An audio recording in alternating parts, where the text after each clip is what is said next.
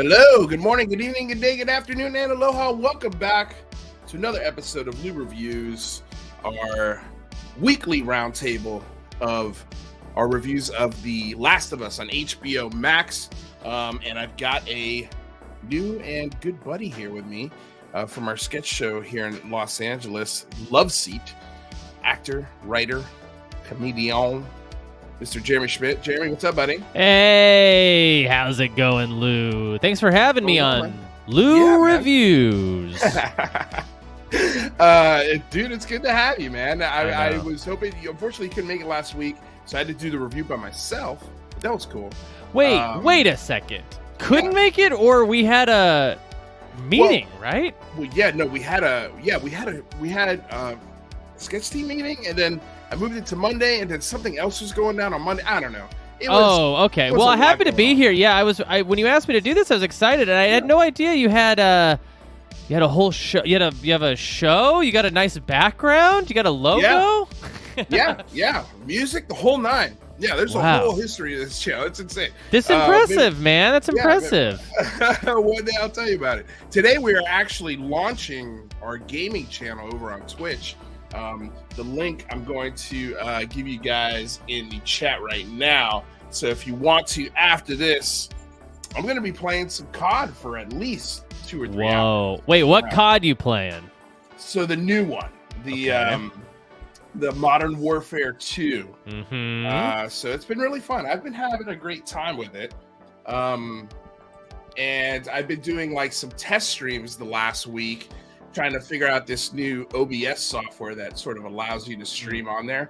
And that's what I was working on. I think, what was it, Saturday night when we were supposed to go out to the I can't remember to the gay bar. Yeah, that was a lot of fun. Yeah, that was a lot of fun. We had a light turnout. There was about maybe 5 of us there, but really good time. And good to bond, with people like kind of separately. Not that the whole group isn't great together, but like I love I got a little Rami time. I don't get enough Rami time. Right. No, that's true. No, I wish I had made it, but I was just so damn obsessed. You ever like get in a project and you just can't leave it? Right. So that's where I was. But anyway, let's dive into this, man. Because I know you're going to a show tonight, right? What's our Herald team are you seeing tonight? Well, probably my best friend in LA is on the team Bitchin'. So I'll go see Bitchin' tonight, and they're up at 7. It is 5 now. We got enough time. We got an hour. We got even a little on the other side of that. We're good. But no. I try not to make the review longer than the show. And I try not to go to Herald night. So we're both doing things that we try not to do. I just got my audition date for Herald. When is it? I believe it's the 20th, if I'm not mistaken, August 20th. Wow. Yeah. So that's a show that you cannot come to. Yeah. Well, I mean, of course, more friends getting on Herald night means, of course, I'll go to support. But I give it like 1 to 2 shows where in a run where I'll go and kind of see. And you're a good friend. You're a good friend. Yeah, 1 to 2 is what you get, and then you can tell me about the rest. It's tough to pull me away to go to show, only because mostly, man, the parking just sucks in my neighborhood. Oh, it's so bad, and that's why I drive the scooter. Right? Yeah, that's a great scooter. Anywhere. Yeah, dude, that's pretty cool. But anyway, all right, so let's get into this. So episode 4, dude, last week's episode, which has been like... Haven't seen it. Don't spoil it for me. Haven't seen last week's episode? Well, no, I actually haven't watched episode 3. But I have watched the episode we're going to be talking about today. The good thing about episode 4 is you don't need episode 3 is its own thing. You bring up a really good point about the show, period. Which to me, it's feeling like, in a good way, a little bit more episodic than maybe like a Breaking Bad, where like week to week you had to know what happened last time because it's informing this episode. There's a little bit of that going on. Obviously, there's a continuity going on, But well, there's the relationship building between Joel and Ellie, I think, is the thing that you're missing. But the thing with last episode is we got barely any of that. Right. And I knew that. And I know all about the episode. And I almost know the entire premise of it. But I want to wait to watch that with my girlfriend because I think she's going to really love that too. And we just haven't had a chance to do that. But she's going to go nuts for it, number one. Number two, my girlfriend has rewatched it 4 times. Really? I'm not kidding you. Like, I'm not kidding.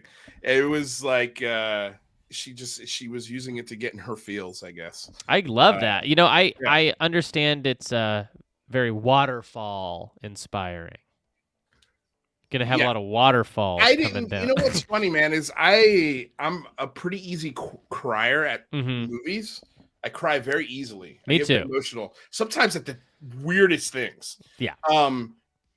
Not one iota of that when it came to this episode, and I'm not sure why. But I enjoyed it. It's not that I didn't enjoy it. I just didn't get.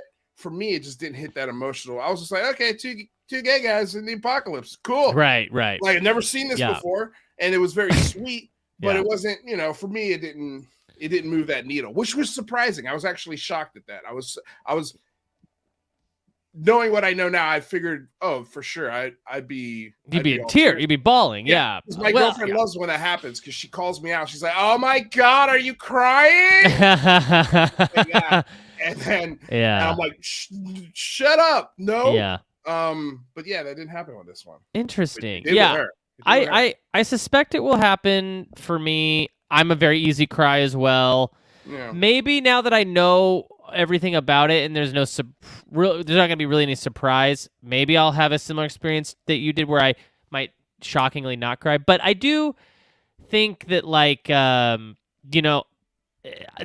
kind of thing works on me. You know what I mean? Like like very emotionally manipulative, and manipulative sounds like a really bad word, but I don't really mean it that way. But like when something's really like the Sarah McLachlan dog video, like it's trying to get you go, oh my God. Right. I kind of love that stuff, even though as you know, we work in the entertainment industry, we can see through that. You know, we know what they're doing. I like that they're doing it though. And I like that you know what I mean? That I like when I let it affect me. You know, I'm not as cynical with that kind of stuff for whatever reason. Man, I used to be, it didn't affect me really ever. Yeah. Ever. And I guess it's just the older you get, it just happens with men. Well, definitely our testosterone lowers as we get older. That is true. Like my dad is very weepy these days. He'll be in conversation and he'll just kind of start crying, and you're like, "What is going on?" That's hilarious because my stepdad, who like the first time I met him, like first interactions was like, "Hey, you want to watch a cool movie about some cops?" And it was Die Hard.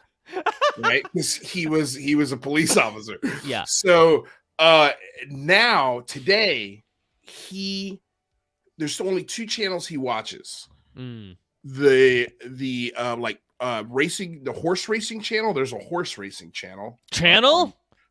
There's a whole channel dedicated to betting on horses. Yeah. And then the second channel is the Hallmark channel. Whoa. All day, Hallmark movies. That's interesting. What's going on there? He's like, well, you know, they're great stories. They're clean. They're wholesome. Yeah. You know, I don't have to worry about somebody getting shot every 10 seconds. Like in Die Hard? Like in Die Hard? Like in RoboCop? Like, remember that acid melting scene? I mean, anyway. Yeah. Okay, so we open this episode on Ellie practicing in the mirror with a pistol. The pistol that, and I forgot to mention this last episode. At least I think I did. The pistol that she found at Frank's house. Well, you don't know that, but she picked up the gun from there, and she's kind of practicing in the mirror with it. And I found this, like, I think the show is doing a really good job of trying to make it very clear that she's just a fucking kid. Like she's a 13-year-old kid who's fetishizing violence because she's been so desensitized by all the violence around her since birth. Yeah. Like this idea, like in the last episode, she finds one of these zombies, these clickers, buried under a pile of rubble, and she goes up to it. She starts cutting it with her knife, like really like kind of sadistic shit. Mm-hmm. And then we open this episode with her, you know, playing with the gun and kind of really fantasizing about using it. Yeah. And so like I think it's a cool sort of subtext that's going on throughout at least these 4 first episodes, that they're trying to, and Joel too, like Joel, the character himself, is struggling with her being a kid, and in a way he's trying to protect her from the realities of what their surroundings are. And it's like, you can't, you know, like at this point, there's no sort of going back to wholesomeness. There's no Saturday morning cartoons. There's none of that shit. Right. Like it's all violent and ugly. It's interesting because it also, there's a part like Ellie, the portrayal of Ellie feels very truthful to me too, in that like having a general interest in like firearms is like kind of a part of growing up. Like, especially, you know, I mean, I remember as a kid, like if I came across a gun as a kid, I would definitely have wanted to look at it and pick it up and check it out. And, you know, growing up, I always had like this deep sense of like, not reverence for guns or gun violence, but like I was very afraid of them. So I would like, you know, if I ever got a chance to handle something, like we go out shooting in Texas or something, I would like be very like, you know, careful or whatever. But it was still like, ooh, that's so interesting in the way that like maybe like a diamond is interesting or something. But you know, it also doesn't necessarily mean for me that like, oh, this person, like this kid's a sociopath or a psychopath. He's gonna grow up and, you know, it's part of just like you're tantalized as a child by things like violence, you know.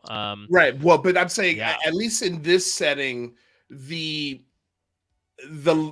line of which way she's gonna fall over is a lot thinner than it would be just like today. Like, because I agree with you, because when I was a kid, like all I wanted to do was get my hands on a BB gun, and then one day I shot a bird with a BB gun, and it destroyed everything for me about all of that. Like I was like, I never want to touch a gun again. Like that is not for me.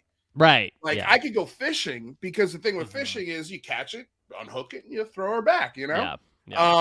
Same here. I didn't have a experience like that with shooting a bird or an animal or anything, or even, but definitely just it's something that I felt out of love with or whatever. And then eventually like you start to like grow up and like you make, you know, you start to like your morality or something starts to shape, and you start to like like ethically, I don't actually know if I like that these exist anymore.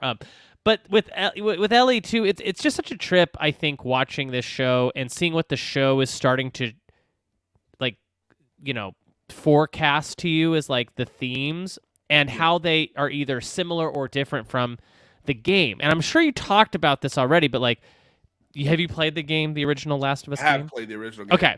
So then you like me are watching it on these two levels of like, one is like you're admiring what's happening, but then you're also noticing little differences and changes or new characters that weren't there before, or, which I think I'm going to be really happy with the show if they keep doing that. If they just keep subverting our expectations and keep like adding on to and making the show its own thing, because I don't really want to watch the video game again. Right. You know what I mean? Right. Like, so that's why I think that's why episode 3 was so meaningful to so many people. And even this episode, I think, is very meaningful because it introduces a character here I'm sure you're going to get to in a bit that is not in the game.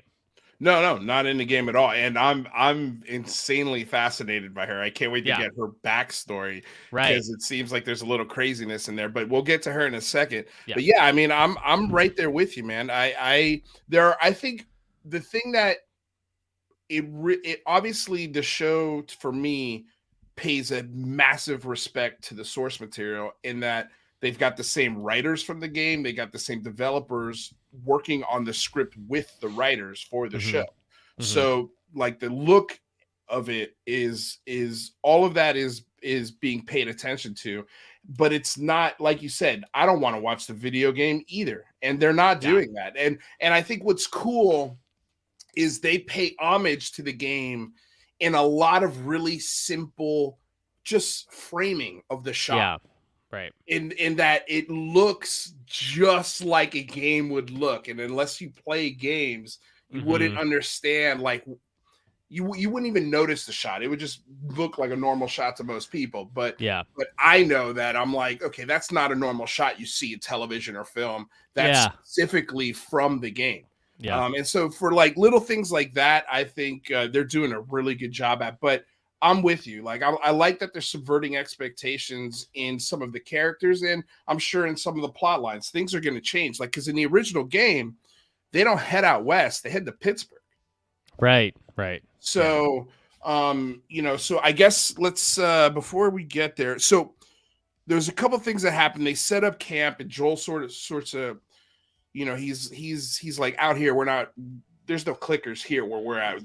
Main thing we got to worry about is other people, which is wild, but it makes sense. I mean, it's a genre thing too. That's very much in keeping with the genre of a zombie film is always like, actually the humans are the real monsters of this story or whatever. Right. So the reason why he's going out west as well is to find his brother, which this is where we get a little bit of the backstory of Joel and how he ended up in Boston. So he tells a story about his brother and how he followed his brother to Boston because his brother wanted to be a hero and fight for the Fireflies. He had enlisted in the military, but was very disappointed in sort of what the military industrial complex ended up being. Retired from military, and then the apocalypse happened, and he feels like this is his calling, his little brother. And so, Joel has him and his brother are two sides of the same coin. Joel's insanely pessimistic, where his brother is more of an optimistic personality. He sees the hope in sort of, or the diamonds in the rough, whereas Joel just sees the dirt and the grime of everything. So I thought that was a really cool moment. He also at one point, and sort of the underline the pessimism of his personality or his thought process is that he doesn't call Ellie a friend, or he doesn't even consider her a person. He just considers her cargo. Like he's this cargo, a payload. And so, and a promise, like, because in his mind, the only thing worth saving is family. And Tess to him was as important or close to him as his daughter or his brother. And that promise that he made to her is the thing that's really motivating him. And also finding his brother. And she's very low on the sort of, or at least that's what he's projecting, that she's very low on his importance meter. As a defense mechanism, probably, you have to assume. Because, I mean, we know how his story began. That's very much, that was an important thing to keep in mind throughout all of the fiction of Last of Us. Is like, this is very much a kind of a story about dads. It's about what it chosen family in some ways, but what it means to be a dad. And I'll tell you one thing I really appreciate about Pedro Pascal's performance as Joel is just like, I don't know how much he's not doing such a dour performance. Like he's actually like. Yes, he's like an older guy and you want his respect. And also he's very no nonsense and serious, but I don't know, he's bringing some kind of levity to that character that's making me, it's so much more believable than I don't know, I'm, a way you could do this is like a Ryan Gosling and Drive kind of situation where it's just so stoic and almost you could almost be such a gruff version of Joel that there could almost be nothing there, but I feel like there's a lot going on with Pedro Pascal's performance. I think he's got to be one of the all-time greats right now. I think. I was just about to say he's having a moment. That's for Definitely having a moment. He's in two. It's arguably the two most popular shows on television. Yeah, and he was in the previous gen too with Game of Thrones. He was a huge, big part of that show. So yeah, I mean probably the second most insane scene of the entire series belongs. Yeah, to yeah. him. I mean, Yeah. to me, like the Red Wedding, that episode Yeah. is the only time in television or anything where I stood up and I said, "Oh my God." Like because I had never read the books. I had no idea what was coming. And that was like genuinely shocking moment to me. Oh yeah. And it, I didn't get up for the Pedro Pascal moment, but I was like, because you could see like, okay, he's bragging way too much. Dude, my stomach hurt though when doing that, because you kind of knew it was going to happen a little bit, but I think that was a weird thing where you didn't want it to happen so badly. Yeah. That even though it was inevitable, you still felt every crunch of his skull. And and like, here's the thing about that show, right? And I guess I don't know, I've never been I've never been cast in a show like that before, but like that seems like the best case scenario is that you go into a show that's that popular, you play one of the greatest roles on the show, but then you're out in like one season. 5 or 6 episodes. Yeah, you don't have to like be Peter Dinklage, who's like handcuffed to the whole series. You know what I mean? Like, so, I don't know. In a lot of ways, I mean, other than Peter Dinklage, who's really working from that show? That's a good point. Yeah, I mean, I feel like the Jon Snow guy could have a good career, or Emilia Clarke could, but I don't think they've done anything big since. No, they haven't. I mean, the only thing that Jon Snow is gonna do is another Jon Snow show. Like they literally a talk show. They just announced that HBO is like doing dire wolves as his guest. Yeah, that's funny. Yeah, which I mean, I'm not into it. Yeah. Also, didn't really watch the Dragons, House of the Dragons. Didn't finish. I loved it. Oh, great! Should I continue? I watched 3 episodes and I wasn't not enjoying it, but I wasn't like compelled to keep going. But it's a slow burn, and I think there are elements of it that for me weren't very visually appealing. I just didn't. Oh yeah, it. Yeah. Like, and this is not like, I don't know. I feel like I want to be careful when I say this, but when the African American characters of the show have white dreadlocks, I'm like, I've never seen that. Like, and it doesn't make any sense. I mean, they also called that out on SNL too. I mean, it's like, I think that's a common thing for people to be like, wait a minute, that seems like we're trying to have our cake and eat it too, or something. Where we're like trying to, which is like never great. I've been listening to the audiobooks because I wanted to catch up. I rewatched the entire Game of Thrones, and then I also was like, I want to hear these audiobooks. And in the books, they obviously aren't even there, but it's just like, but the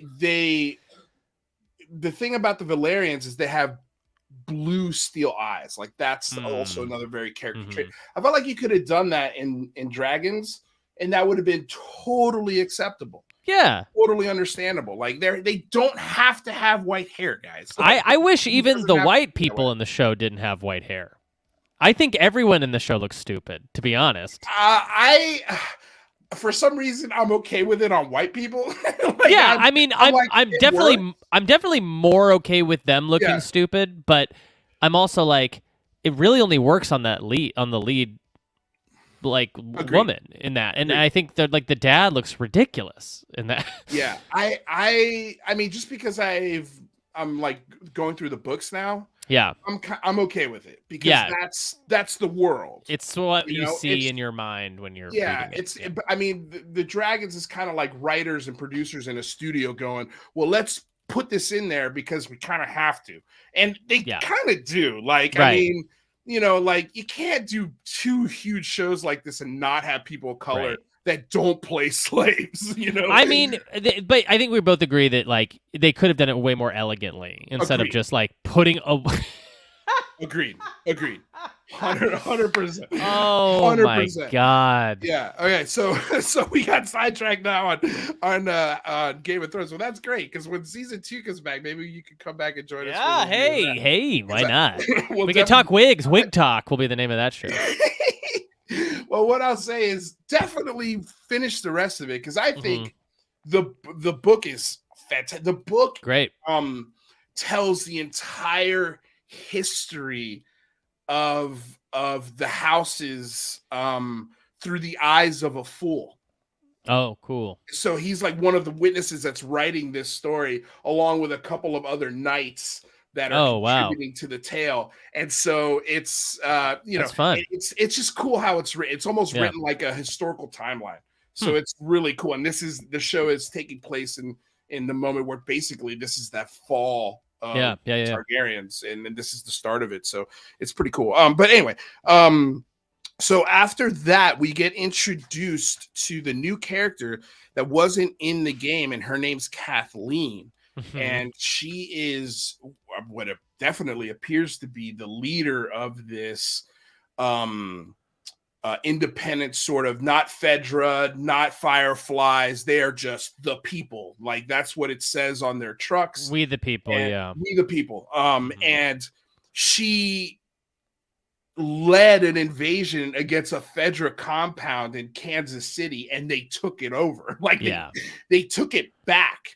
And so as Ellie and Joel are making their way across the country, they drive through Kansas City, and they get lured into a trap by this rebellious group, and Joel ends up killing 3 of their members, and then that triggers an all-out manhunt for the people who killed part of their crew.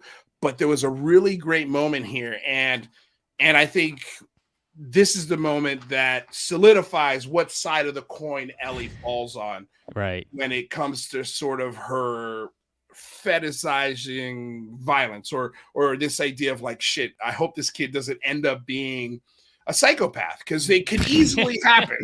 It could easily happen, right? And so there's a moment where Joel's character gets pinned to the ground, and he's about to die. And she sneaks out with the pistol that she had, unbeknownst to Joel, and shoots the guy, but doesn't kill him. Leaves him alive to a point where he's begging for his life.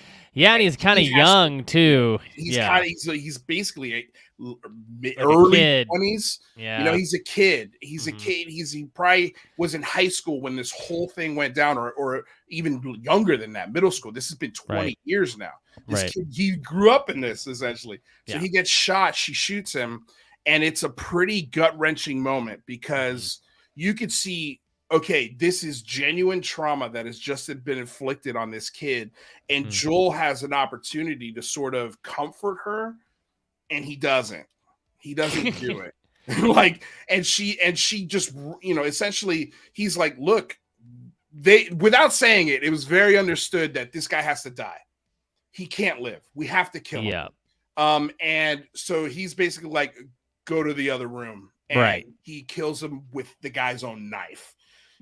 Shoot him. He stabs him, which is just like, to me, even more horrifying way to die. I know. And it's that scene's really great. And one of the things that makes it so great is, like, I really think if they had let that guy live, that would have, I don't think that guy was lying. I think he was like, I won't tell on you guys. Like, don't worry, you know. There's no doubt in my mind. He would have definitely told on them. Oh, you do think so? I don't think so. Without a doubt. I don't think so. Well, the moment you put him in front of Kathleen, and we've already seen her interrogate people, he's not going to accept I don't knows from him.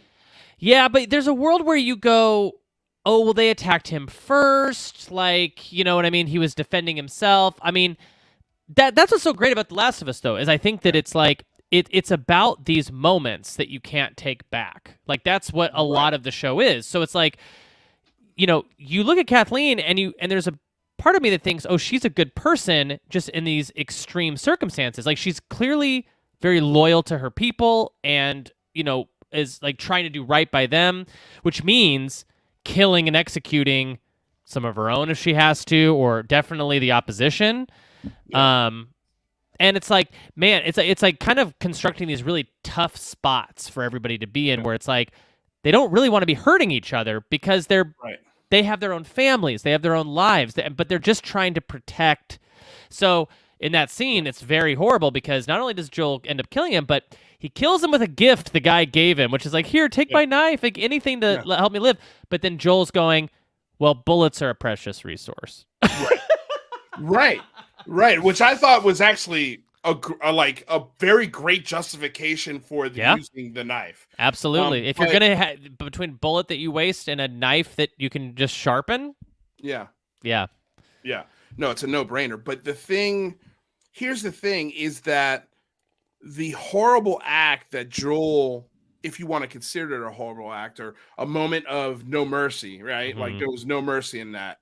And I think the decision to go with showing no mercy is fear, right? Yeah. It's pure fear. It's like, look, if I let this guy live, all they need is what we're wearing, like what we look like, and they'll know as soon as they capture us that we are the people. Like, for me, I would have done the same thing as Joel.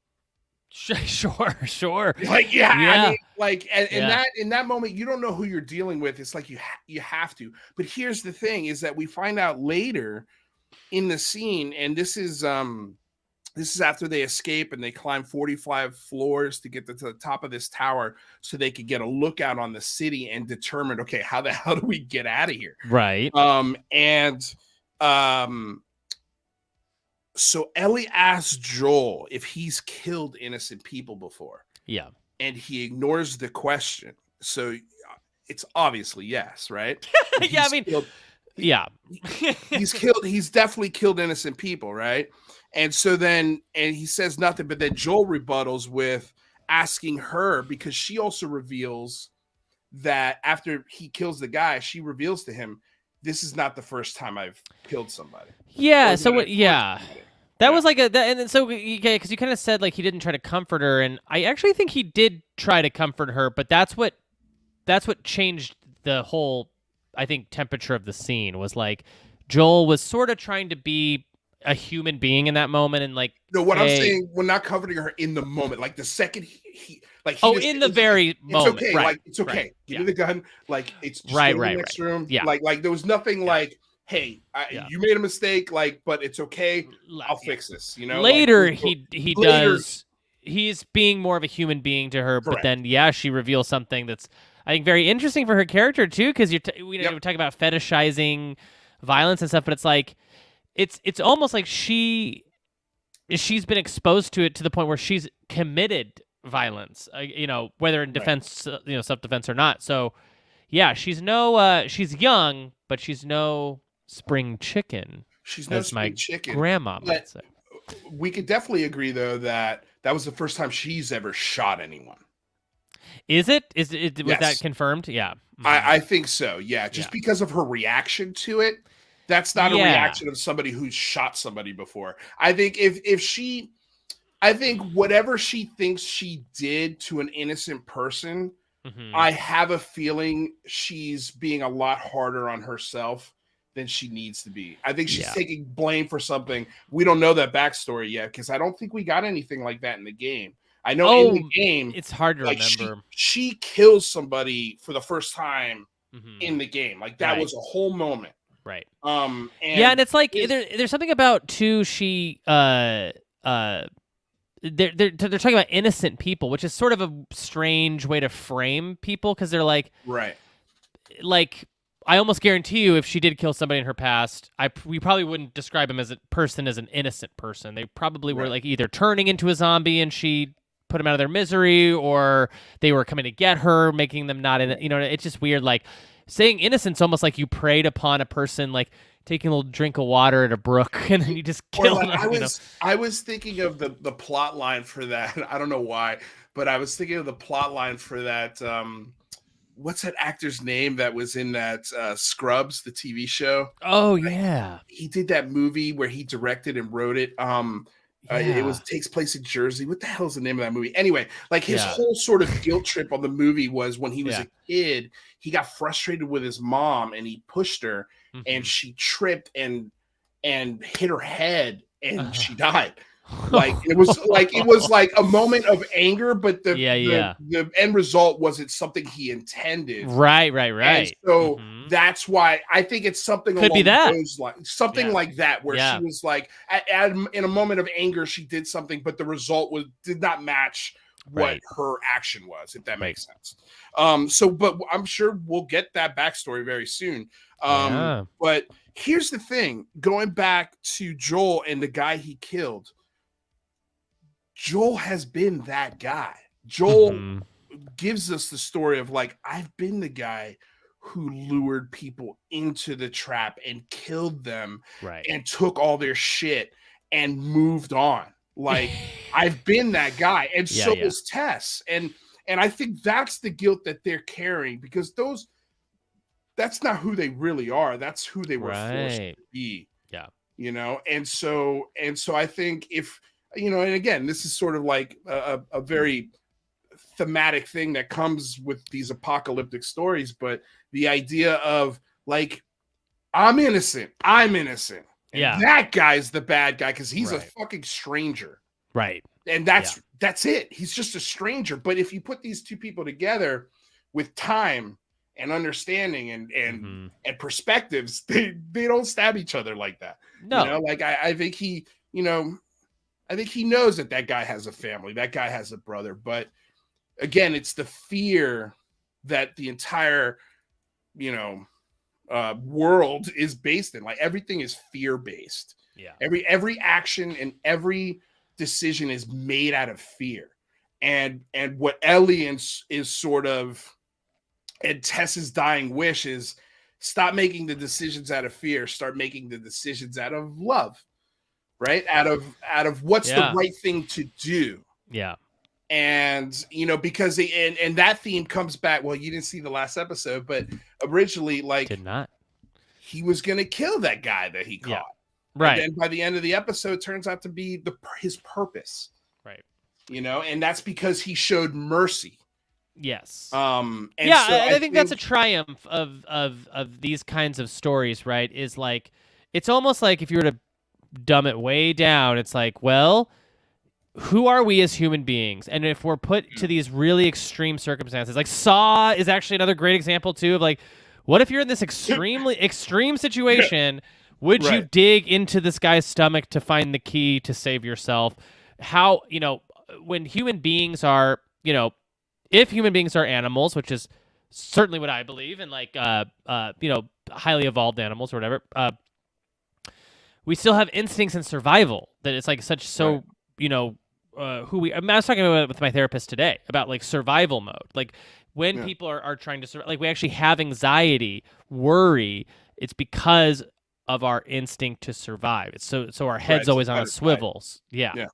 So, you know, shows like this really highlight to you, and they create little puzzle boxes for your brain to go, like you were saying, what would I do? I think I, in that situation, I probably wouldn't have made it this long, because I would have You'd show everybody mercy. I would see the guy on the ground and I would go, oh, tell me more about where you come from. Is there a way, you know what I mean? Like, is there a way for us to get shelter with them too? You know what I mean? Or is it too late? You know, I'd be trying to barter. He's got a bullet in him. Yeah, like, he's dying.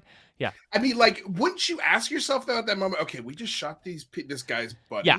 Right. I have no idea who he's related. Like, what if he's related to the main guy?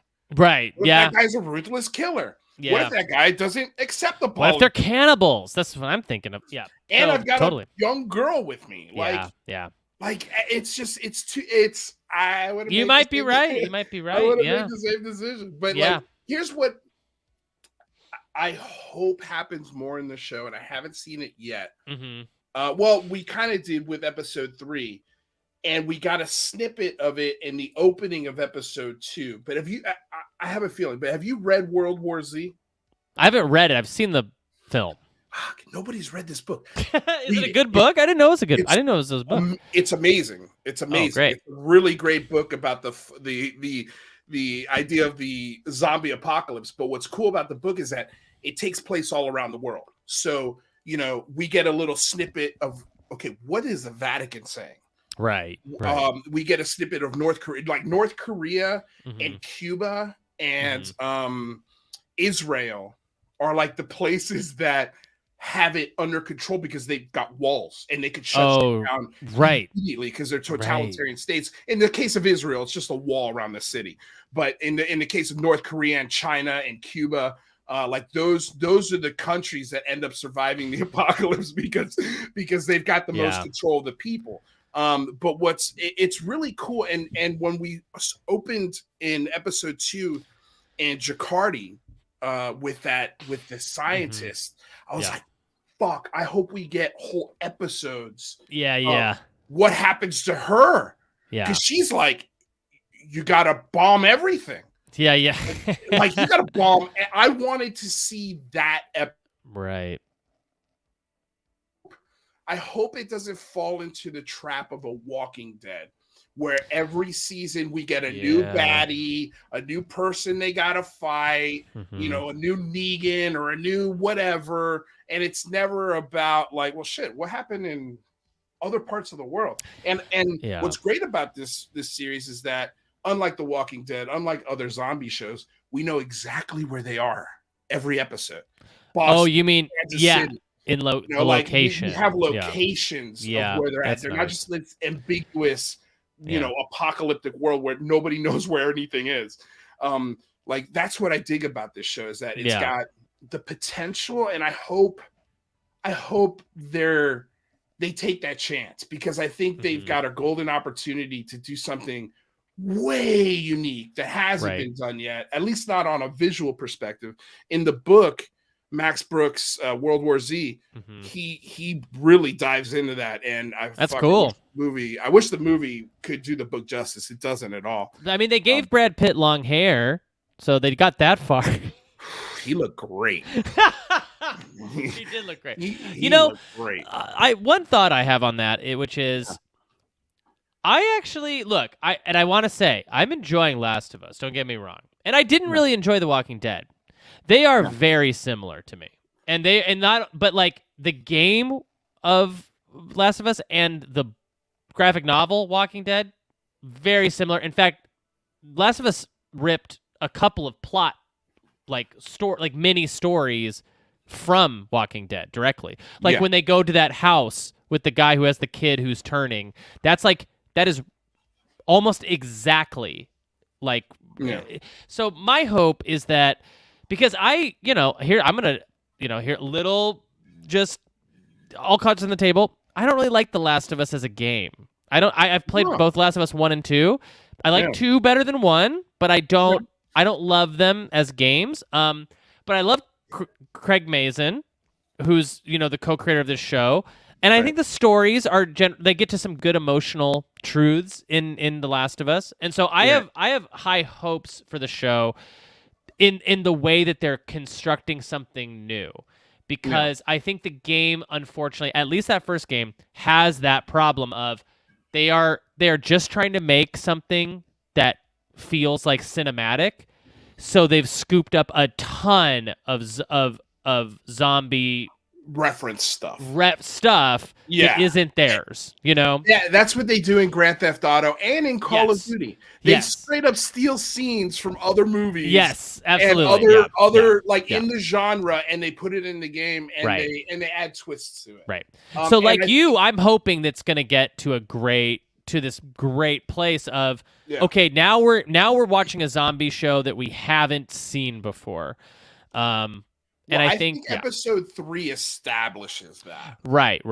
But there are great episodes of The Walking Dead that are very emotional and have, so it's agreed. I think for The Walking Dead, for me and a lot of other fans of the show, they stopped watching when Rick Grimes left the show. Right.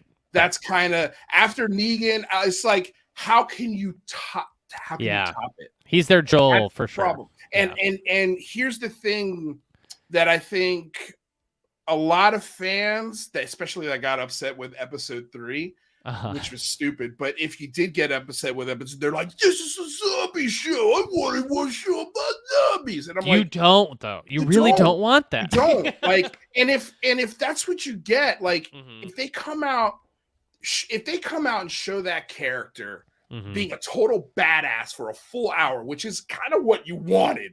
You wanted that fan service, right? Because you saw him doing all the things a prepper would do. And you're like, in your brain, you're like, man, I kind of want to be a prepper. This would be, in a way, awesome. like, How and fun. it's to live that fantasy through the show. I can understand how people will want that, but they completely subvert your expectation on that, and they give you his backstory. Yeah. And I've never seen that done in a zombie show. Any other zombie show, they would have just leaned into that. And it's like, okay, well, we're at a 10 here because this is super awesome. Yeah. How are you going to top this? And to me, the beautiful thing, and this is why I think if the writers are really smart, they've got a whole timeline of 20 years to fuck with. And like, I think you can go back in time and have an episode where Joel and Nick Offerman's character are kicking ass for the whole episode. But it happened 12 years ago. Yeah. And I want to see the story that established, because we got tastes of it in episode 3, but I want to see how they build trust over the 20 years to a point where Nick Offerman's character, I'm forgetting his name right now, but Bill, Bill basically left everything for him. He's like, I'm dead. Here's all my shit. Yeah. Like, I don't even trust you. Like, I don't even like you, is what he wrote in the thing. But he does. He genuinely loves him, and those are just kind of like locker room, almost like, the more insulting you are, the more you really love them. Busting balls or something. Right. Yeah. It's a good point. I mean, telling good original stories, which is what the show has done so far, I think very successfully, in deviating from what the game was, which is great on its own thing, but now we're doing a prestige drama, so it needs to be elevated. Yeah. I think if they stay on this path, there's only a wealth of stories you can tell here that are unique and new and fresh and stuff that we haven't seen. Yeah. So I hope that just kind of continues. Is your hope as well, I'm sure. Yeah. Well, no, of course. I mean, that's exactly what I want. And look, the show's already been approved. They've already greenlit season 2.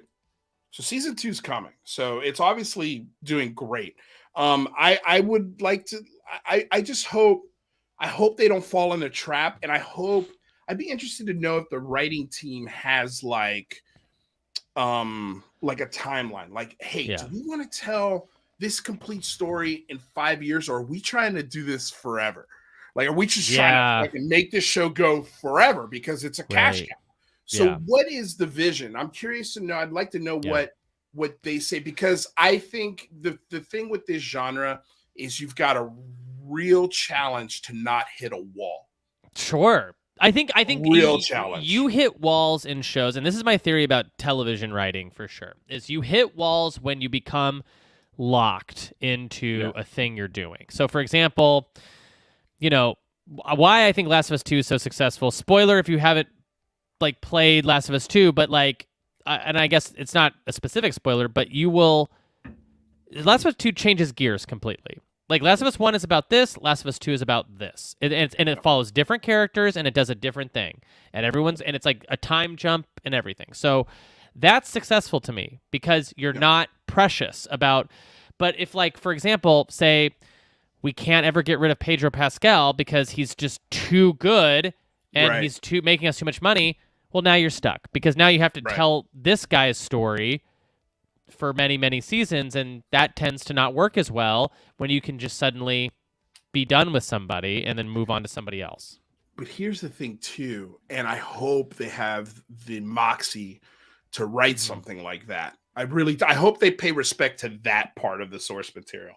Right. Because I think you've got in Bella Ramsey, I think you've got a killer actor that could easily carry a series. She's shown that she can do that. Yeah. And she's shown that she can have moments of fucking just that are totally badass. And she did that when she was 9.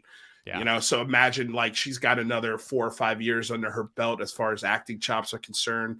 And Hollywood knows this. So I just hope the studio and the writers and of course the directors and everybody on the team are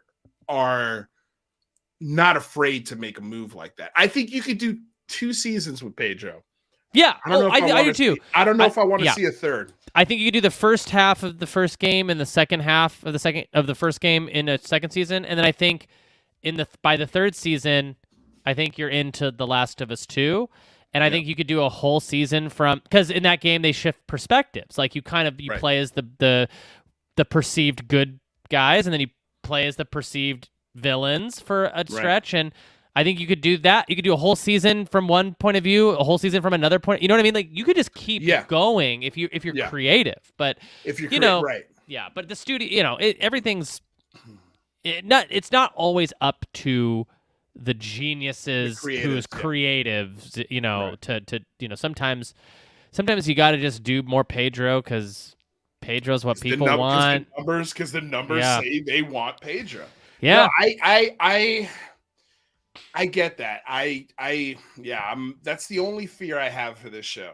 And that's why, like, we're about to give our scores right now, 1 out of 10. Okay. So, I mean, I've given the last 3 episodes. I don't think I gave anything higher than an 8.7.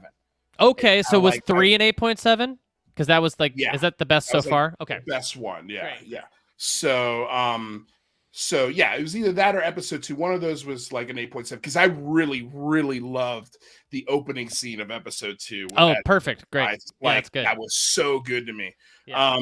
But I'm saving the 9s and the 10s for like the mind-blowing episode. Right. The one that, like, again, if you start at a 10, it's hard to top it. So yeah. But yeah, I think this episode was great. I mean, I'll get your kind of closing thoughts on episode 4 and your score. What do you think? Oh, okay. I'll go first. So I'm gonna give it. I'm kind of going off of your scores. So on that scale, I'm gonna give this one a 7.5. Okay. Because I think it was great. I think it was a 7, but then Melanie Lynskey is one of my all-time favorite working actors right now, and to see her show up as Kathleen, oh my God, that's a 0.5. What else is she in? What else? Is she in she's in a ton of stuff. I'm forgetting about. There's a show called Candy on Hulu that I really liked with her in it, with the late Justin Timberlake and Jessica Biel. She was in Togetherness, I think, was like the Mark Duplass show on HBO for a while that she was in, but she's in a ton of stuff. That's where I know her from, Togetherness, because that's a killer show. It's a killer show. And I thought for a second she was the same. I thought she was Allison Haslip for a second. Oh, Allison Haslip was the police officer in the first season of Fargo. Right. Yes. They look similar. They look like they could be sisters, maybe. But yeah, Melanie Lynskey. She auditioned for that role. Yeah, maybe. Yeah, because she's great, and she was she's great. perfectly in that Kansas City sort of setting. I love seeing her. See her play sort of a psychopath a little bit. Both of those actors, I think, would do great. Well, Melanie Lynskey got it with this, but like that other actor would do great with a role where they get to play a little bit more of a sadistic, twisted character, because I really bought it from Melanie Lynskey. I thought she did a really great job, and so 7.5 for me. Great, because again, a great episode of television. 7 out of 10, but the 0.5 is for Melanie because she just really put it over the top for me. And again, like, what a great conversation it inspired. But what about you? What are you giving it? Okay, so 3? You're giving it a 3? A 3 of 3. No. What I just realized is we didn't even talk about her character. I just forgot. We didn't even get into her, and she to me, great. she's the most intriguing part of the episode. I can't believe totally. Let's brush on her for a second. Sure. Because, yeah. Again, her character's name was Kathleen, and she's this lady in charge of Kansas City, essentially. Yeah. And here's the cool part, and I learned this after the show. The guy who plays like her right hand man was one of the voice actors on the original game. Yeah. So I thought that was cool, that they're bringing that, they're just those little things that they sprinkle in to pay respect to the source material. Right. But what?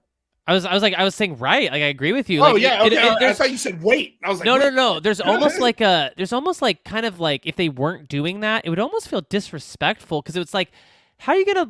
This game's gonna become so mega popular. Yeah. With all these voice actors who oftentimes look just like their role they're playing. Right. They've done all this mocap. They've done the performances, but then you're going to cast like big celebrities as that. Like, that's not fair. So I'm glad they're giving Yeah. some screen and they're time. meaty roles. They're like they're good. Yeah. If he's playing that character, you're assuming that it's going to be pretty meaty. But there was some interesting scenes with her. So she has this opening scene where we're introduced to her, and she's interrogating the town doctor, and she's asking questions about. I think she said Henry. Is that who she's looking for? Henry. Yeah, Henry's a guy she's trying to kill. Okay, yeah, she's trying to kill, and so we see her interrogate him. And then she gets called away. And what the information that she's given is that they obviously the 3 guys that they just lost to the hands of Joel, and they're now looking for the killers. And that really sort of triggers her into a whole nother mode where she left this doctor essentially threatening his life unless he gives her some information. And he's like, you can't kill me. I'm your only doctor. I'm your doctor. Yeah. I'm your doctor. Like, and in the apocalypse, like that's valuable. And then when she gets pulled away and she starts talking to her people, we see, well, I have a doctor. She tries to use the one thing that she's got. I've got a doctor. Is that any use? And then, no, sorry, he's dead. Like the doctor's not gonna be able to do anything. And I think immediately right there, she immediately made the decision. Doctor's not useful to me. Yeah. Which is silly because he would have been useful maybe later, but in the moment, she's like, "Fuck it, he's dead." Fuck it. Yeah. So the next thing she does, she walks right back to the thing, and we don't see him. Right. And I love shots like this where she goes up to the container that they have him locked up in. They open the container, and you just see her from the outside of the container pop one shot in there, and Doctor's dead. Yeah. And it's like, whoa, okay, this character's gonna kick ass. I cannot wait to see what fucked up shit has happened to this lady, because she goes into this room where it looks like a kid was living in there. There's paintings and stuff and like open cans of ravioli that I eat this thing. Yeah. And they keep them in like a attic or something. And then her right hand guy says, "Hey, I got to show you something else." And they go down to the cellar, and in the cellar we see the depression of the clickers are starting to come through from underground. Right. Yeah. And so he's like, they've obviously have seen this before, and he's very concerned because he knows this is a big problem. Right. And she's like, we just got to find these guys first, and then we'll deal with this issue. And so that's kind of where they left off with her. And I think obviously that's setting up for episode 5. Right. So it's going to be really interesting if she's a character that is here for 2 or 3 episodes, then it's gone because they escape Kansas City, and that's it. Like, good luck trying to find them now, because there's no sort of network to communicate with other people in other places. Right. Yeah. So it was cool. It's definitely cool. And she's a killer actress. So I am very, very excited to see where this character goes. You made a good point. Thank you for bringing that up. Yeah, and I hope they keep bringing in, like, I love this, again, this episodic feeling of like, okay, we're done with the Bill thing. That's over here. Now we're on to Kathleen's little arc.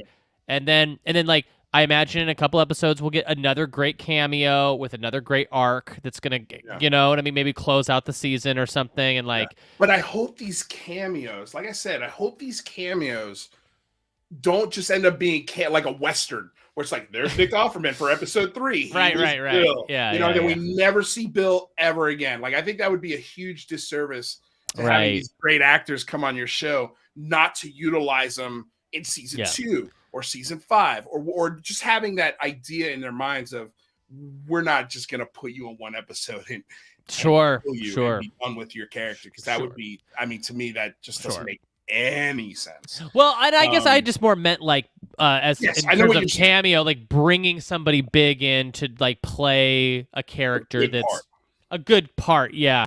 And it doesn't always have to be like also like a big famous person. Like it can It's just fun to know that the way they're choosing to tell the story is in a way that does have these little arcs within that kind of there are 2 actors that they chose to play these 2 parts so far. 3 parts, technically, if you count Frank's role, which is Bill's counterpart. Right. And that's the same actor that was the hotel manager in the first season of The White Lotus. Oh, right. Yes. Yeah. So Yeah. killer actor. Yeah. Nick Best. Offerman, killer actor. Melanie Linsky, Hmm. killer actor. Yeah. So they are filling those roles with not big names, but really, really good ones that I Yeah. think are a step or two away from having a moment like Pedro Pascal. Right. Oh yeah, totally. And they're also big HBO actors, which is another Yes. layer here, which is like HBO loves Melanie Linsky. They Yep. love The White Lotus and they love The Hotel Manager. So I imagine we'll also see, people like that start to show up too. Like some Yeah. of HBO's talent from the Their years little talent years pool. past. Yeah. Yeah. Yeah. Mhm. We'll get a Secession cameo in there eventually. That'd be Yeah, or I was even thinking great. like some of the great performances that from The Sopranos or The Wire, that would be great Yeah. too. Like some of these people you haven't Oh seen my in a God, minute, yeah. Or Yeah. even The Leftovers. Oh, The Leftover. Great call. Yeah, great pull. Like a Justin Theroux could play a really great bad guy in this show. Yes. Yeah. Yeah.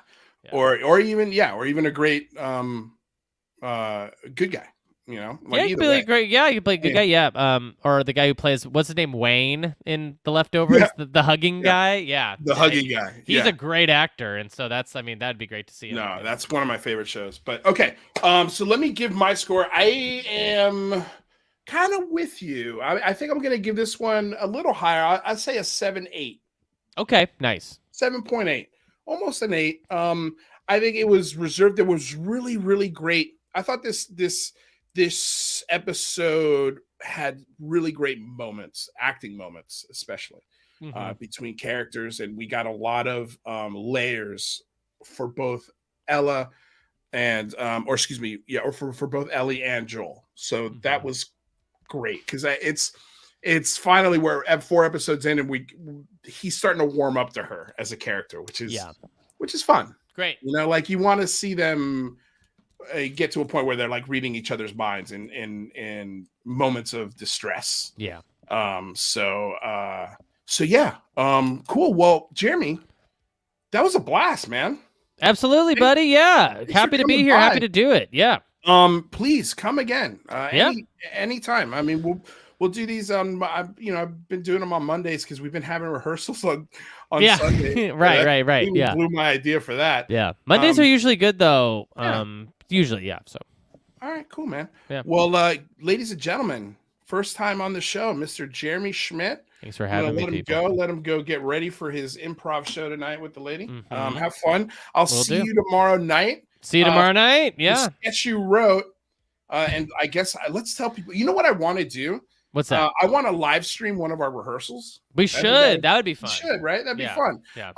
But Jeremy wrote a sketch called "Life of a Pillow," and it's a sketch from the perspective of a pillow bought from the store all the way till its death. Yeah, right. It's very Last of Us if you think about it. It's very Last of Us kind of. It is. It's a very Last of Us kind of sketch, but instead of humans, it's a pillow. Right. Yeah. And it has been so well received. Yeah, people love it. The Upright Citizens Brigade Theater in Los Angeles that we've been asked to do it now. This is the third or fourth time. Fourth time if we count our show. I think third time if we count our show because we did our show, the best of, and this will be the third time, and the third, maybe not the last. We never know. We never know. But and it's closing the show tomorrow night. Closing the show, yeah. It'll be a variety show at UCB. It'll be fun. If you're in the Los Angeles area, please come. You can watch Lou be very, very funny in it. Yeah, I have a great but small but great part. Yeah, great part in that sketch. Yeah. So if you're in the LA area, I think tickets are only $5 tomorrow night. So come enjoy the show. Jeremy Schmidt, thank you so much for hanging out. Absolutely. I'll see you soon, my friend. See you soon. Bye-bye. Later, buddy. All right, guys. So that was Jeremy Schmidt. That was our review of The Last of Us 2. I'd say don't go anywhere, but I'm going to end this show here on YouTube. What I will tell you is tonight we are debuting officially our gaming channel. The Extinguisher 986 gaming channel. I'm going to be live streaming on there in the next 15 minutes. I'm going to take a little break, set everything up for that, and play some Call of Duty for a few hours and welcome everybody to the new aspect of this show. I've been working really hard on this. I had a couple secret live streams over the last week that I didn't tell anybody about. So come join us. The link is not only in the description below. You can check out the link tree. Just click that. And the very first link on there is my Twitch account. I also pinned it in the live chat as well. So go over there, subscribe to my channel.